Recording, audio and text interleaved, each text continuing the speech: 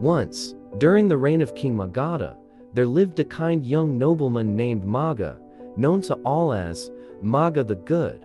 He lived in a small village with just 30 families. From a young age, Magha was a model of goodness, and his parents arranged his marriage to a woman who shared his kind nature. They were very happy together and raised a family. Magha was highly respected by the villagers because he was always trying to improve the village for everyone's benefit. Through his actions, he taught the people 5 important principles for leading a good life: how to purify their thoughts, words, and deeds.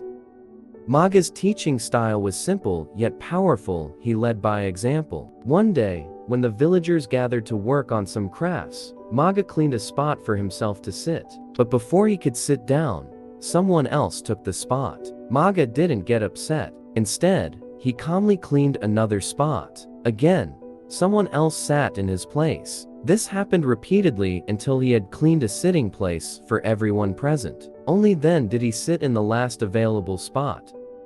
Through his patience, Magha showed the villagers how to work together without quarreling. Under his guidance, they built several buildings and made improvements that benefited everyone in the village. As a result of this cooperation and patience, the village became peaceful and crime disappeared. However, not everyone was pleased. The village head, a selfish politician, was unhappy. Before, when there were crimes, he could punish people, gaining power and wealth. He also made money from fines and taxes on alcohol, which often led to more crime. Upset by his loss of power and income, the headman went to the king and lied, saying that bandits were causing trouble in the village. The king ordered the arrest of the criminals, and the headman took the 30 family heads, including Magha, to the king. Without questioning them, the king ordered that they be trampled to death by elephants.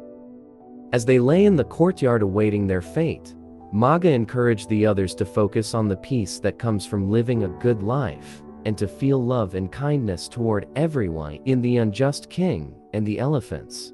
But when the elephants were brought in, something strange happened. They refused to trample the villagers, no matter how much their handlers tried to force them. The elephants trumpeted and walked away. The handlers complained to the king, who thought the villagers must have used magic to confuse the elephants. When the villagers were asked about it, Magha explained that their spell was simply loving kindness, born from living good lives and following the 5 principles: not harming others, not stealing, being faithful, speaking truthfully, and staying sober. Impressed by their wisdom, the king realized the truth and confiscated the dishonest headman's property, distributing it among the villagers. With this newfound freedom, they continued to work together, starting a big project to build a roadside inn near the crossroads. The men were confident, but they hadn't yet learned how to involve the women in their work. Magha had 4 wives: good doer, beauty, happy, and well-born. The wisest of them, good doer, wanted to show that women could also contribute. She became friends with the project leader and secretly provided the dried roof beam that was crucial for the inn.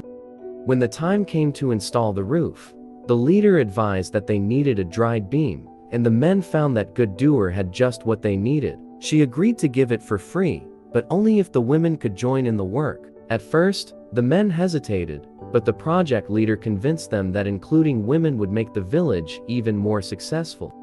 Good doer's roof beam was used, and she helped finish the inn. Beauty added a beautiful garden, and Happy created a lovely pond. Only Well-born, the youngest and a bit spoiled, did nothing to contribute. In the evenings, Magha held meetings at the inn, teaching the villagers to respect their elders, speak kindly, avoid gossip, and be generous.